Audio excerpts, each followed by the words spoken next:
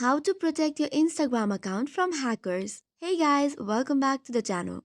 To protect your Instagram account from hackers, follow some of the security tips. Firstly, use a strong password. Create a unique complex password that combines uppercase and lowercase letters, numbers, and special characters. Avoid using easily guessable information like your name, birthday, or common words.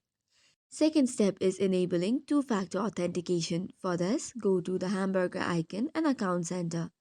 Tap on password and security and then on two-factor authentication. This adds an extra layer of security. You can choose between SMS or a third-party authentication app such as Google Authenticator. This will ask you to scan a QR or give in the code provided and you should be good to go. Third is beware of phishing scams. This means you should never click on suspicious links or respond to messages or emails asking for your login information. Instagram will never ask sensitive information via direct message or email. Fourth is keep your email secured as well. Since your email is associated with your Instagram account, use strong passwords and enable 2FA for your email account as well.